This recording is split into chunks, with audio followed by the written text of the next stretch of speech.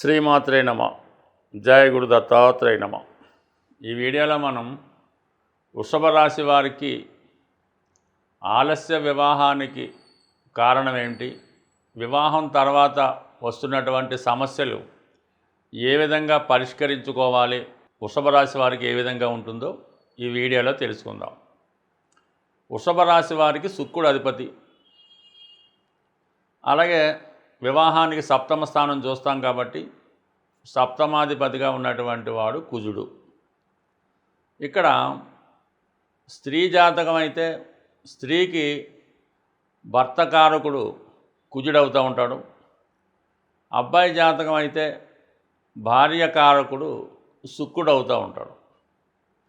అయితే కొంతమంది చెప్పిన దాని ప్రకారం స్త్రీలకి గురువు భర్తకారకుడు అని చెప్పడం జరుగుతూ ఉంటుంది. అది కూడా నిజమే, కానీ ఖచ్చితంగా స్త్రీలకి కుజుడే భర్తకారకుడు అవుతూ ఉంటాడు. అయితే భర్తగారి యొక్క జీవన విధానం, అతని క్యారెక్టరు, అతని యొక్క మంచి చెడలు, ఆయుష్ ఇవన్నీ కూడా గురువుని బట్టే ఆధారపడి ఉంటాయన్నమాట. స్త్రీల జాతకంలో గురువు ఎంత బలంగా ఉంటే వారి వివాహ జీవితం అంత అనుకూలంగా ఉంటుంది. అలాగే కుజుడు ఎంత పాపగ్రహాలతో కలిసి నీచలో ఉంటే వారి జీవితం అంతా దుర్బలంగా ఉండే అవకాశం ఉన్నది. మరి అబ్బాయిలకి అంతే శుక్రగ్రహం బట్టి భార్య యొక్క క్యారెక్టర్ కానీ ఆవిడ సంపాదన కానీ ఆధారపడి ఉంటుంది. ఎస్పెషల్లీ వృషభ రాశి వారికి శుక్రుడు గురుగ్రహంతో కలిసి ఉన్నప్పుడు వివాహపరంగా కొన్ని సమస్యలు వచ్చినప్పటికి కూడా చాలా అందమైనటువంటి భార్య, అనుకూలమైన భార్య వచ్చే అవకాశాలు ఉంటాయి. అదే శుక్రుడు బుధుడితో కలిసి ఉండడం వలన బాగా విద్యావంతురాలు, అంటే డబల్ పీజీ చేసిన అమ్మాయి వస్తుంది, సంపాదన పర్రాలై ఉంటుంది, అది కూడా అనుకూలంగానే ఉంటుంది. అలాగే శుక్రుడు రవితో కలిసి ఉన్నప్పుడు ప్రభుత్వ ఉద్యోగం చేసే భార్య వచ్చే అవకాశం ఉంది. ఆ విధంగానే భార్య అథారిటేటివ్గా ఉంటూ భర్తను శాసించే అవకాశాలు ఉంటాయి. అలాగే శుక్రుడు శనిగ్రహంతో కలిసి ఉన్నప్పుడు మరి జాతకుడికి వివాహం తర్వాత కలిసి వస్తుంది. భార్య ద్వారా ఆస్తి కానీ లేదా ఉద్యోగం చేస్తున్నటువంటి భార్య కానీ రావడం జరుగుతూ ఉంటుంది. అయితే వివాహం తర్వాత ఈ భర్త భార్య గారికి ఒక సేవకుడిలా పనిచేయవలసి ఉంటుంది. అదే శుక్రుడు కేతువుతో కలిసి ఉన్నప్పుడు ఆ జాతకుడికి మంచి దైవభక్తి కలిగినటువంటి భార్య వచ్చే అవకాశం ఉంది. అయితే ఏదో ఒక అనారోగ్య కారణాల వల్ల, భక్తి కారణాల వల్ల వివాహ జీవితానికి, అంటే వివాహం తర్వాత జరిగే సంసార జీవితానికి చాలా దూరంగా ఉండడం జరుగుతూ ఉంటుంది. అదే శుక్రుడు రాహుతో కలిసి ఉన్నప్పుడు కొన్ని సందర్భాల్లో వివాహం తొందరగా అయినప్పటికీ కూడా మరి ఆ జాతకుడు భార్య కన్నా ఇతర స్త్రీల మీద ఆసక్తి ఎక్కువగా చూపడం జరుగుతూ ఉంటుంది. అలాగే కొద్ది కాలానికి భార్యకి అనారోగ్యం లాంటి తీవ్ర ఇబ్బందులు కూడా వచ్చే అవకాశం ఉంది. సో ఏదైనా మనం చెప్పినవన్నీ కూడా ఖచ్చితంగా జరుగుతాయని రూల్ లేదు. ఈ చెప్పిన కాంబినేషన్కి శుభగ్రహ దృష్టి ఉంటే అది శుభంగా మారుతుంది. అదే పాపగ్రహ దృష్టి ఉంటే మరింత పాప ఫలితాలు ఇవ్వడం జరుగుతూ ఉంటుంది. ఎస్పెషల్లీ మేషరాశి వారికి వివాహం తొందర కావాలంటే కుజుడు యొక్క స్థితి గమనించవలసి ఉంటుంది. కుజుడు శుభగ్రహాలైనటువంటి శుక్రుడితో కానీ, గురువుతో కానీ, బుధుడితో కానీ కలిసినప్పుడు, శుభగ్రహ దృష్టి ఉన్నప్పుడు వివాహం తొందరగా అయ్యే అవకాశం ఉంది. అదే కుజుడు సప్తమాధిపతిగా శనితో కలిసిన, రాహుతో కలిసిన, కేతువుతో కలిసిన కంపల్సరిగా మరి వివాహం ఆలస్యం అవడం, వివాహం తర్వాత చాలా సమస్యలు రావడం, ఇంచుమించుగా వివాహం విచ్ఛిన్నం అవడానికి కూడా కారణమవుతూ ఉంటుంది. ఇది ఈ విధంగా ఉంటే ముఖ్యంగా స్త్రీలకు కూడా ఈ కుజుడి యొక్క బలం బట్టే వారి యొక్క వివాహ జీవితం ఆధారపడి ఉంటుంది.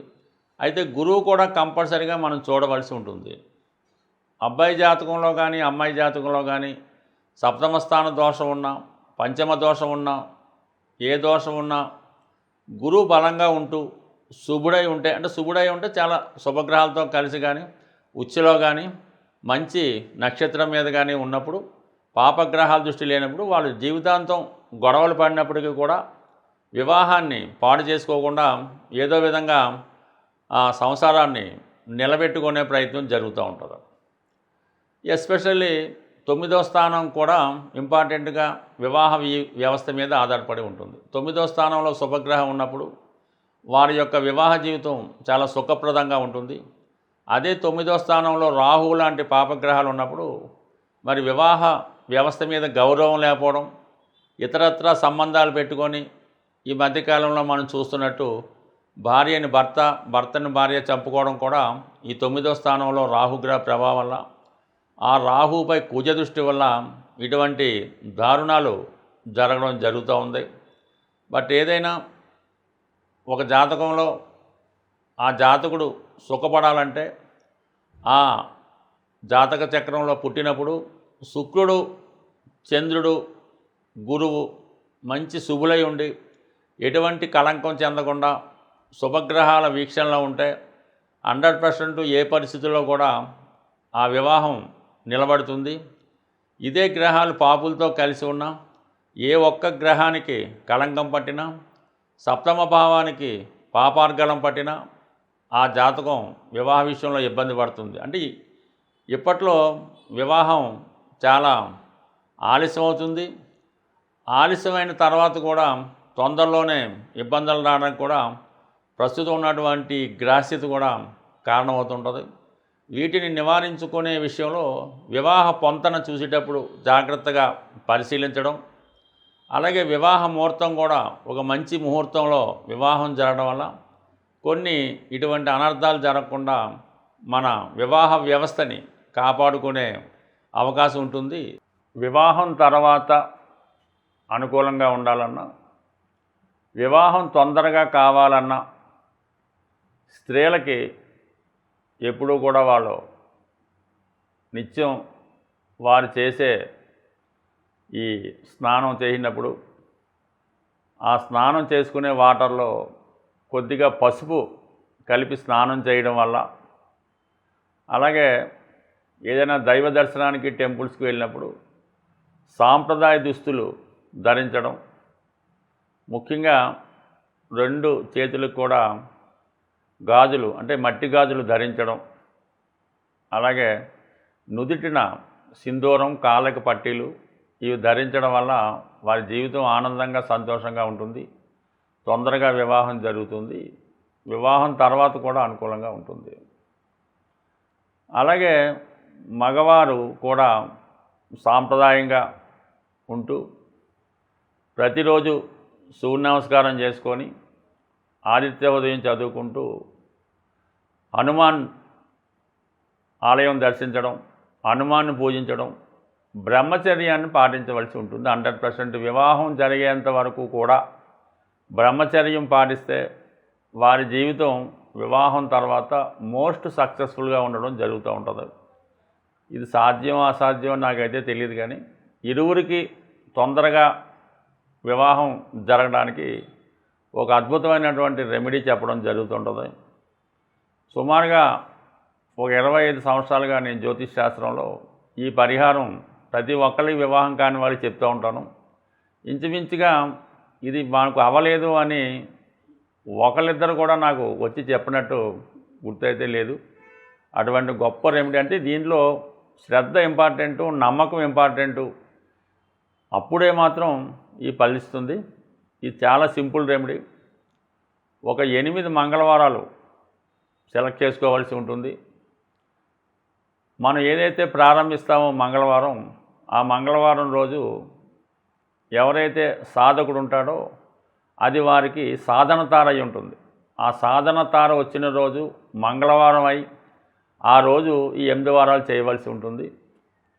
చక్కగా శుభ్రంగా తలకు స్నానం చేయడం, సాంప్రదాయ దుస్తులు ధరించడం, 108 తమలపాకులు, ఒక 5 అరటిపళ్ళు, ఒక కొబ్బరికాయ, కొద్దిగా సింధూరంతో ఆంజనేయ స్వామివారి దర్శించడం, తమలపాకులతో అర్చన చేయడం, స్వామికి సింధూరం సమర్పించడం, 5 ప్రదక్షిణలు చేయడం, చక్కగా ఇంటికి రావడం, ఆ రోజంతా కూడా సాధారణ భోజనం చేయడం, రాత్రి పడుకునేటప్పుడు నేల మీద అంటే చాప దిండు వేసుకొని దక్షిణ వైపు తల ఉంచి నిద్రించడం, మరి ఆ పడుకునే సమయంలో కానీ పడుకోనక ముందు కానీ హనుమాన్ చాలీసా పారాయణ చేయడం, అలాగే మీరు ఇంట్లో ఏ దైవాన్ని అయితే పూజిస్తారో ఆ దైవాన్ని కూడా మరి పూజించి ఏదో ఒక నైవేద్యం అంటే ఎక్కువగా బెల్లం కానీ పటిక బెల్లం కానీ ఇంట్లో ఉన్నటువంటి మీ దేవతకి నైవేద్యంగా పెట్టి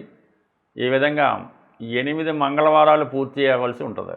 స్త్రీలైతే మధ్యలో గ్యాప్ వస్తే మళ్ళీ దాన్ని కంటిన్యూ చేసుకోవచ్చు. ఈ 8 వారాలు ఖచ్చితంగా చేయడం వల్ల వివాహం తొందరగా జరిగే అవకాశం ఉంది. దీనికి ఇంకా మధ్యలో చిన్న చిన్న రెమెడీస్ కూడా ఉంటాయి, అవి కూడా చేసుకుంటే ఇంకా ఎర్లీగా అవుతుంది. ముఖ్యంగా నల్ల చీమలకి మరి మంగళవారం రోజు బియ్యం పిండి పంచదార కలిపి నల్ల చీమలకి ఆహారంగా వేయడం, మరి రాహు ప్రభావం ఎక్కువగా ఉంటే బార్లీతో తయారు చేసినటువంటి చిన్న చిన్న అంటే బార్లీ పాలు కలిపి చిన్న చిన్న ఉండలుగా తయారు చేసి చెరువులో ఉన్నటువంటి చేపలకి ఆహారంగా వేయడం వల్ల తొందరగా వివాహం జరిగే అవకాశం ఉంది. స్వస్తి.